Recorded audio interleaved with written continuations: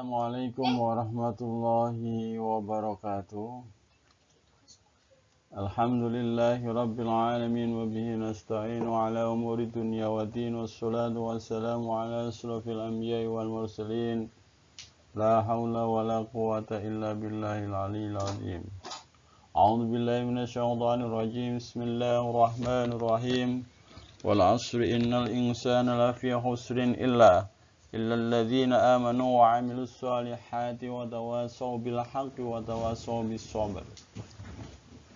Alhamdulillah, segala puji bagi Allah, salawat salam kita sanjungkan kepada baginda Nabi Muhammad sallallahu alaihi wasallam. Semoga kita kelak mendapatkan syafaatnya di yaumil qiyamah. Amin. Allahumma amin. Selamat pagi anak-anakku semua, siswa-siswi SMK Multikom. Semoga kalian di masa pandemi yang kedua ini kalian tetap semangat, tetap tegar, tetap sabar, dan jangan lupa selalu tawakal. Karena kita anak SMK selalu bisa menghadapi segala tantangan dan rintangan yang ada.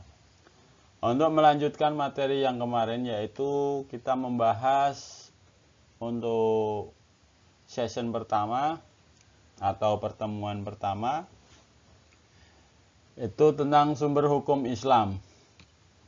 Yang mana untuk kelanjutan yang selanjutnya, sumber hukum Islam di pertemuan ini kita akan membahas tentang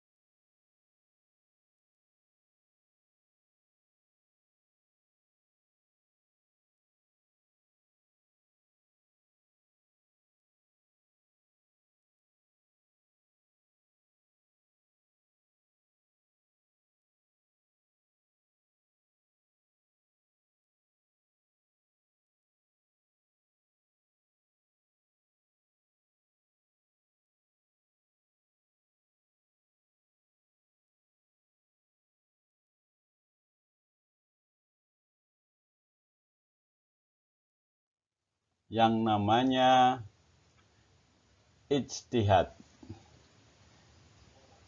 Definisi ijtihad, kata ijtihad berasal dari bahasa Arab atau yang katanya berasal dari kata ijtahada, terus yajtahidu, so ijtihadan, yang artinya segala kemampuan. Artinya apa?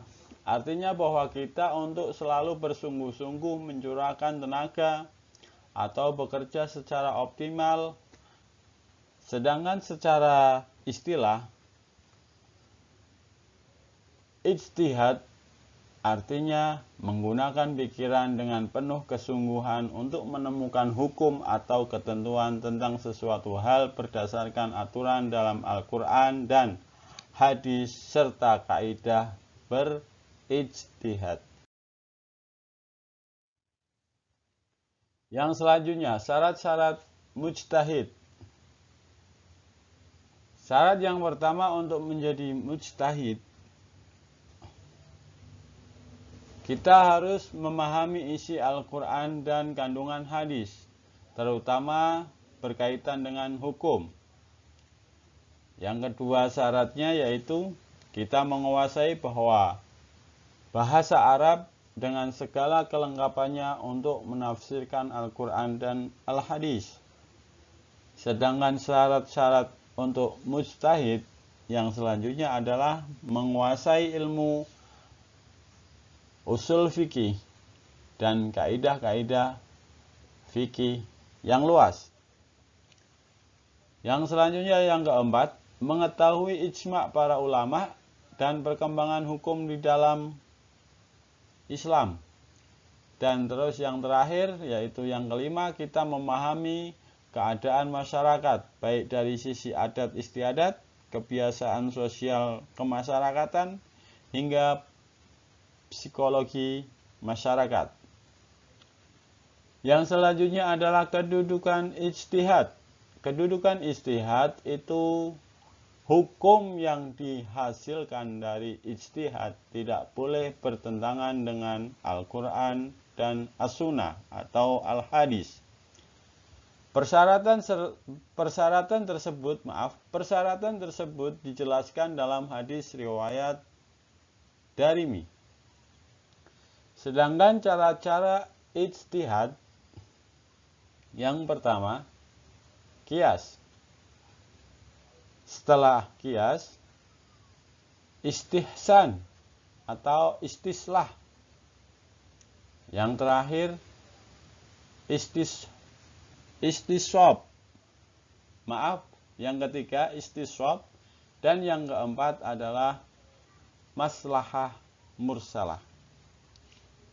Dan yang kelima, al-urf, dan yang keenam, suddu sarai. Untuk penerapan sumber hukum Islam dalam keseharian, ada 3 macam atau 3 klasifikasi. Yang pertama, menjadikan Al-Quran sebagai pedoman hidup. Untuk sumber hukum Islam kesehariannya adalah kita selalu berperilaku ikhlas atau ikhlas. Sedangkan untuk klasifikasi yang ketiga, kita selalu taat beribadah kepada Allah Subhanahu wa Ta'ala. Berarti kita selalu menegakkan apa yang diperintahkan oleh Allah dan apa yang dilarang oleh Allah. Itulah tadi penerapan sumber hukum Islam dalam keseharian. Oke, selanjutnya adalah menjadikan Al-Quran sebagai pedoman hidup. Al-Quran adalah sebagai pedoman hidup. Yang pertama, kita selalu mendengarkan bacaan-bacaan ayat-ayat suci Al-Quran. Dan yang selanjutnya, setelah kita mendengar, alangkah elok dan patutnya kita selalu membaca. Dan setelah kita membaca lama-kelamaan, kita akan menghafalkan isi kandungan baik per ayat, per surat, ataupun 1 juz, itu bagus. Untuk menjadikan Al-Quran sebagai pedoman hidup yang selanjutnya adalah kita memahami dan mentadabburi isi dari kitab suci Al-Quran. Dan yang selanjutnya, kita mengamalkan kandungan isi ayat Al-Quran. Dan yang paling akhir, kita selalu mengerjakan apa yang diperintahkan oleh firman Allah, yaitu kitabullah, kalamullah, yaitu Al-Quranul Karim. Selanjutnya, kita selalu berperilaku ikhlas.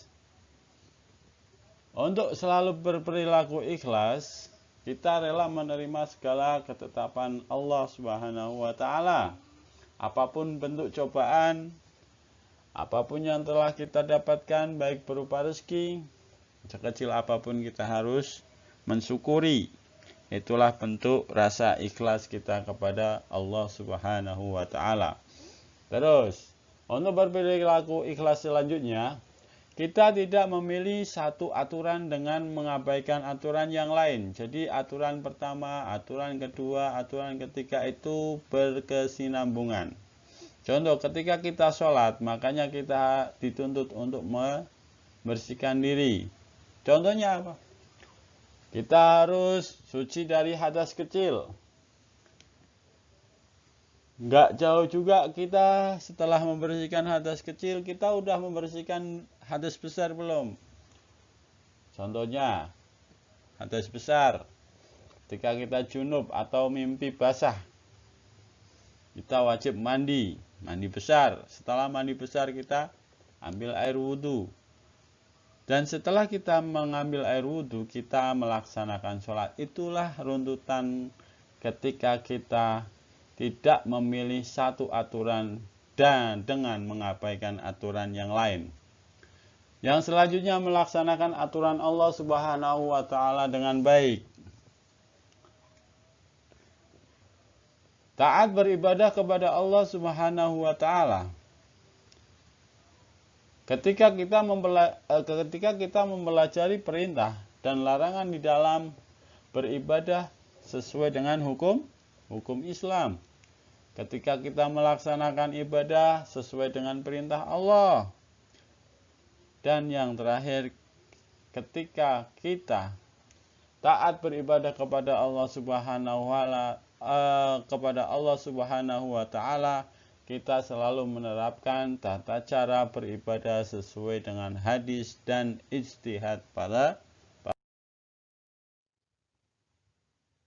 Lanjut, untuk tugas individu buat siswa-siswi SMK Multikom adalah tugas ini dibuat individu ya. Carilah contoh ijtihad para ulama tentang rokok. Setelah kalian mendapatkan contoh ijtihad para ulama tentang rokok, buatlah atau ketiklah dalam bentuk Microsoft Word dan ke aplikasi SMK Multikom. Setelah kalian kirim, tolong konfirmasi ke nomor WA Bapak. Terima kasih untuk pertemuan kali ini. Kurang lebihnya mohon maaf. Billahi taufiq wal hidayah. Wassalamualaikum warahmatullahi wabarakatuh.